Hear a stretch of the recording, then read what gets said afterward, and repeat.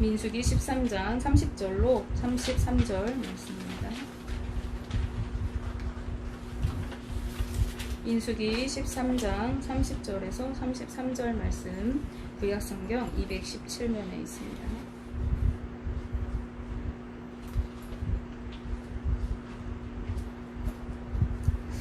민수기 13장 30절로 33절 말씀을 제가 읽어드릴 때 거룩한 하나님의 말씀으로 받으시기 바랍니다.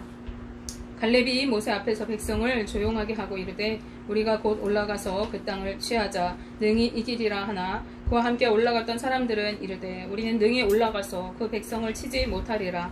그들은 우리보다 강하니라 하고 이스라엘 자손 앞에서 그 정탐한 땅을 악평하여 이르되 우리가 두루 다니며 정탐한 땅은 그 거주민을 삼키는 땅이요 거기서 본 모든 백성은 신장이 장대한 자들이며 거기서 네피림 후손인 아낙 자손의 거인들을 보았나니 우리는 스스로 보기에도 메뚜기 같으니 그들이 보기에도 그와 같았을 것이니라.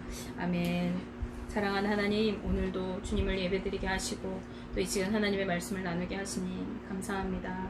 하나님, 부족한 입술을 들어 주님의 말씀을 증거할 때 두렵고 떨림으로 증거합니다.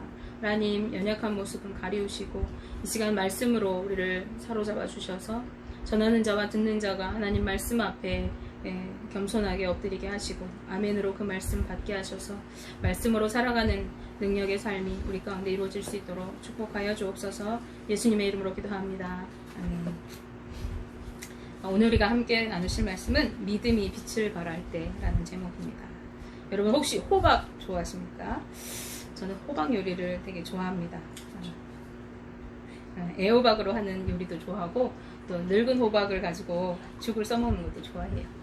예전에 어느 분이 저에게 농사 지은 것이라고 하시면서 호박을 2덩이 주신 적이 있습니다. 근데 한 덩이는 크기가 제법 크고 탐스럽게 생겼고 한 덩이는 좀 작고 조금 더 익혀서 따도 좋았겠다 하는 생각이 드는 정도의 그런 크기였습니다. 그래서 덕분에 그분께서 주신 호박으로 그날 저녁에는 호박국을 끓이고 호박볶음을 해 먹어야겠다 이렇게 생각을 했어요. 그래서 이제 호박을 손질하고 있는데 이제 먼저 작은 호박을 잘라서 국을 끓이고 이제 큰 덩이 호박을 잘라서 볶음 요리를 하려고 이렇게 호박을 이렇게 손질해서 반을 딱 가르는 순간 그 호박 속이 텅 비어 있었습니다. 그 이유는 벌레가 먹어가지고 그 안에서 벌레들이 다 갉아먹었기 때문이었어요. 저는 순간 그 호박의 배신감을 느꼈습니다. 겉모습은 너무나도 그럴싸했기 때문에 그 호박을 볶아서 맛있게 먹을 그 생각으로 기대를 했었는데 결국 그날 호박볶음은 먹을 수가 없었습니다. 우리가 살다 보면은 이런 경우들이 종종 있습니다. 겉모습은 그럴싸해 보이는데 막상 속은 비어있는 경우들 말입니다. 우리가 물건도 그렇지만은 사람도 그런 경우가 많이 있는 것 같습니다. 저 사람은 정말 진실한 사람일 거야 라고 생각했던 사람인데 알고 보니 거짓을 일삼는 사람도 있고요. 또 성실한 사람인 것 같았는데 요행을 바라며 사는 사람들도 있습니다. 그들 한눈에 구별이 쉬우면은 그런 사람들을 우리가 좀 멀리 하면서 가려서 사귀면 될 텐데 문제는 그 사람들을 우리가 구별하기가 쉽지 않다는 것입니다. 그런데 더욱이 영적인 문제는 더 그렇습니다. 열심히 믿음 생활을 하는 줄 알았는데 삶을 자세히 들여다보면은 믿음이 없는 것처럼 살아가는 사람들이 있습니다. 열심히 기도하는 줄 알았는데 우기의 상황이 닥쳐오면은 기도하는 대신에 근심하고 염려하며 살아가는 사람들이 있습니다. 이런 모습이 우리의 모습이 되지 않기를 기도합니다. 하나님께서 이스라엘 민족을 애굽에서 구원하여 주신 출애굽 사건 이후에 그들은 모두 구원의 반열에 있었습니다. 그들은 모두 홍해를 경험했고 구름 기둥과 불 기둥 가운데에서 하나님의 임재를 경험하며 살았습니다. 그 하나님의 임재를 눈으로 직접 보았습니다. 또 만나와 메추라기를 그 놀라운 음식을 경험했습니다. 반석에서 샘솟는 샘물을 그들은 마시며 갈증을 해결했습니다. 구원받고 하나님의 약속의 땅을 소망하며 함께 걸으며 하나님의 은혜 안에 있었습니다. 겉으로 볼 때에 그들은 모두 구원받은 하나님의 백성들이었습니다. 모두 믿음으로 세워져 하나님을 예배할 자들이었습니다. 모두 약속의 땅을 누리며 복된 삶을 살아갈 자들이었습니다. 겉으로 보기에 그들은 모두 그런 자들이었습니다. 그리고 이제 그 약속의 땅이 눈앞에 가까이 왔습니다. 그때 하나님께서 모세를 명하여 지파의 수장들을 보내 그 땅을 정탐하게 하십니다. 민수기 13장 1절에서 3절 말씀에 여호와께서 모세에게 말씀하여 이르시되 사람을 보내어 내가 이스라엘 자손에게 주는 가나안 땅을 정탐하게 하되 그들의 조상의 가문 각 지파 중에서 지휘관 된 자 한 사람씩 보내라. 모세가 여호와의 명령을 따라 바란 광야에서 그들을 보냈으니 그들은 다 이스라엘 자손의 수령된 사람이라 라고 말씀합니다. 그들은 어떤 사람이라고요? 그들은 각 지파를 대표하고 그들의 수령된 자들이었습니다. 그들의 리더들이었습니다. 민수기 13장 17절 말씀해 보시면 모세는 그들을 보내면서 이야기합니다. 너희가 산지로 올라가서 그 땅을 어떠한지 정탐하고 와라. 그러면서 무엇을 살피라고 하십니까? 가장 먼저 그곳에 사는 사람들에 대하여 살피라고 이야기하고 있습니다. 민수기 13장 18절 하반절 말씀에 그 땅에 거민이 강한지 약한지 또 많은지 적은지와 라고 말씀하고 있습니다. 다시 말씀하면 그 땅에 사는 사람이 강한 사람들인지 아니면 약한 사람들인지 또 숫자가 많은지 적은지 알아오라는 것입니다. 다음으로 모세는 땅에 대하여 조사하라고 이야기하고 있어요. 민수기 13장 19절에서 20절 상반절 말씀에 그들이 사는 땅이 좋은지 나쁜지와 사는 성읍이 진영인지 산성인지와 토지가 비옥한지 메마른지 나무가 있는지 없는지를 탐지하라 라고 말씀합니다. 여기서 좋은지 나쁜지를 살피라는 것은 그 땅의 경제적인 상태나 살기 좋은 땅인가 하는 것을 말하는 것이 아닙니다. 이것은 오히려 그 땅이 도덕적으로 또 영적으로 어떠한지를 살펴오라고 말하고 있는 것입니다. 그 땅이 하나님 보시기에 합당한 땅인가 그렇지 않은가 하는 것입니다. 윤리적으로 바른 땅인가 그렇지 않은 땅인가 하는 것입니다. 우리 성도들은 어떤 일을 판단할 때에 겉으로 보여지는 것뿐만 아니라 도덕적으로 그리고 영적으로 하나님 보시기에 합당한지를 판단해야 합니다. 또한 성읍이 진영인지 산성인지를 살피라는 것은 그곳이 군사적으로 잘 정비되어 있는 요새인지 아니면 천막에 모여 사는지를 알아오라는 것입니다. 이것은 그곳을 점령하기 위한 정보를 얻기 위한 것이었습니다. 이스라엘이 가나안에 들어가려고 하면 그곳 주민과 불가피하게 전쟁을 하고 그곳 주민들을 몰아내야 했습니다. 그래서 군사적인 정보가 필요했던 거죠. 그런가 하면은 토지가 비옥한지 메마른지와 나무가 있는지 없는지 살펴오라고 이야기합니다. 이것은 그 땅의 경제적인 상태, 자원의 상태를 살피라는 것입니다. 그 땅이 살기 어떠한지를 알아보라는 것입니다. 그러면서 그들에게 말합니다. 너희는 담대하라. 담대하라고 얘기합니다. 사실 그들이 그 정탐하는 길을 떠나는 것은 생명을 거는 일이었습니다. 낯선 이국 땅, 한 번도 가보지 않은 그곳에 그것도 누가 사는지 알지도 못하고 또 지형이 어떠한지도 모르는 곳에 간다는 것은 쉬운 일이 아닙니다. 그러나 성도는 생명의 주권을 하나님께 맡기는 자들입니다. 그러기에 두려움 없이 담대하게 나아가라고 모세는 말하고 있는 것입니다. 그리고 그들에게 미션을 줍니다. 그 땅에 실과를 가져오라는 것입니다. 실과를 가져오라는 것은 그들이 정탐 활동을 열심히 한 증거가 되는 것입니다. 또한 이스라엘 민족에게 그 땅이 하나님께서 약속하신 약속의 땅이라는 확실한 증거가 되어지는 것입니다.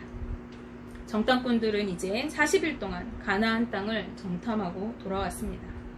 10명의 중탐꾼들은 그곳에서 가져온 실과들을 보이면서 이렇게 보고하고 있습니다. 13장 27절에서 30절 말씀에 그들의 보고가 기록되어 있는데 함께 보시면 모세에게 말하여 이르되 당신이 우리를 보낸 땅에 간즉 과연 그 땅에 젖과 꿀이 흐르는데 이것은 그 땅의 과일이니이다. 그러나 그 땅 거주민은 강하고 성읍은 견고하고 심이 클 뿐 아니라 거기서 아낙 자손을 보았으며 아말렉인 남방 땅에 거주하고 아말렉인은 남방 땅에 거주하고 헤딘과 여부스인과 아모리인은 산지에 거주하고 가나안인은 해변과 요단가에 거주하더이다 라고 말씀합니다. 무슨 말입니까? 그곳이 하나님이 약속하신 것처럼 비옥한 땅은 맞긴 맞는데 그곳에 군사가 잘 갖춰져 있고 큰 성읍들이 세워져 있고 또 많은 사람들이 거주하고 있을 뿐 아니라 우리가 그곳에서 아낙 자손을 보았다. 이 아낙 자손은 성경에서 네피림의 후손이라고 그래요. 이 네피림은 거인 족속을 이야기하는데 덩치가 크고 좋은 사람들이 그곳에 있었다. 우리가 그곳을 점령하기는 힘들 것 같다라고 그들은 보고하고 있는 것입니다.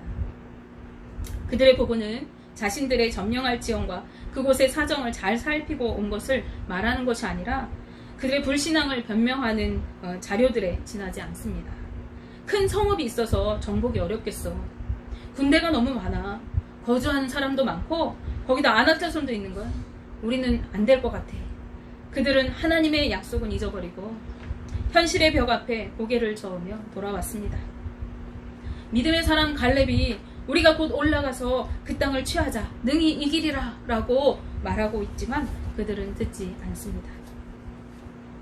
민수기 13장 31절에서 33절 말씀에 보면 이런 그들의 믿음 없는 그러한 모습이 잘 나타나 있습니다. 말씀을 읽어보시면 그와 함께 올라갔던 사람들은 이르되 우리는 능히 올라가서 그 백성을 치지 못하리라.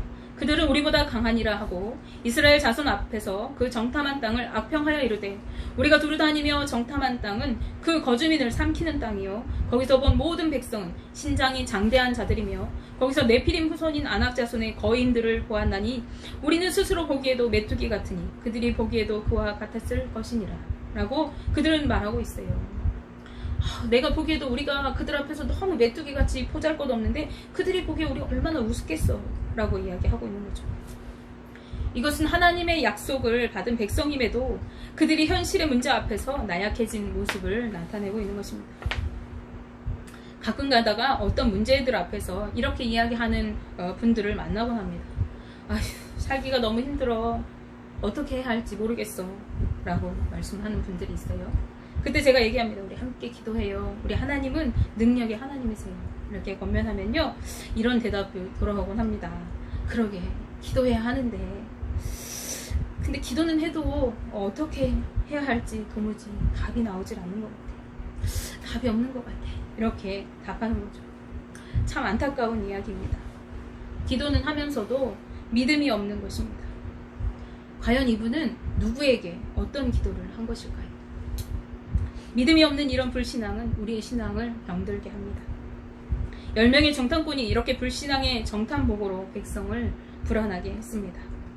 그들의 말을 듣고 백성들은 밤새 통곡하며 울었다고 성경은 기록합니다. 그리고 모세와 아론을 향하여 원망했습니다. 그리고는 이렇게 이야기합니다. 민수기 14장 4절 말씀에 이에 서로 말하되 우리가 한 지휘관을 세우고 애굽으로 돌아가자.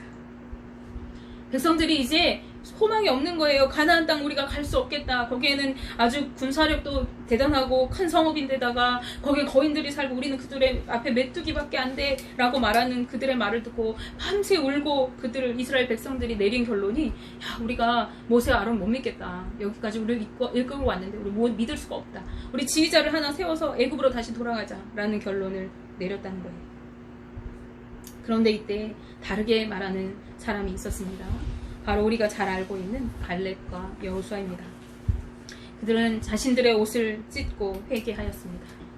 그리고 백성에게 말하였습니다. 민수기 14장 7절 하반절부터 9절 말씀에 우리가 두루 다니며 정탐한 땅은 심히 아름다운 땅이라 여호와께서 우리를 기뻐하시면 우리를 그 땅으로 인도하여 들이시고 그 땅을 우리에게 주시리라. 이는 과연 젖과 꿀이 흐르는 땅이니라. 다만 여호와를 거역하지 말라. 또 그 땅과 백성을 두려워하지 말라. 그들은 우리의 먹이라. 그들의 보호자는 그들에게서 떠났고 여호와는 우리와 함께 하시느니라. 그들을 두려워하지 말라. 아멘. 갈렙과 여호수아가 이렇게 말하고 있습니다. 우리의 믿음은요, 평상시에는 잘 드러나지 않아요. 그 믿음이 진짜인지 가짜인지 다 모양은 똑같습니다. 그런데 위기 앞에서 우리의 믿음이 빛을 발하게 됩니다. 12명의 정탐꾼들은 똑같이 하나님의 구원을 경험하고 그리고 하나님의 임재를 경험하였습니다. 이들은 모두 하나님의 택하심을 받은 하나님의 언약을 받은 백성들이었습니다. 그러나 10명의 정탐꾼이 현실의 장벽을 바라본 반면에 여호수아와 갈렙은 하나님을 바라보며 그분의 약속을 붙잡았습니다. 하나님을 믿지 못했던 불순종의 사람들, 불신앙의 사람들과 그들의 말을 따랐던 이스라엘 백성들은 하나님의 약속의 땅에 한 사람도 들어갈 수 없었습니다.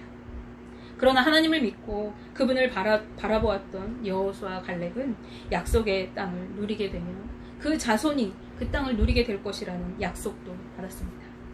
민수기 14장 28절에서 30절 말씀에 그들에게 이르기를 여호와의 말씀에 내 삶을 두고 맹세하노라. 너희 말이 내 귀에 들린 대로 내가 너희에게 행하리니 너희 시체가 이 광야에 엎드러질 것이라.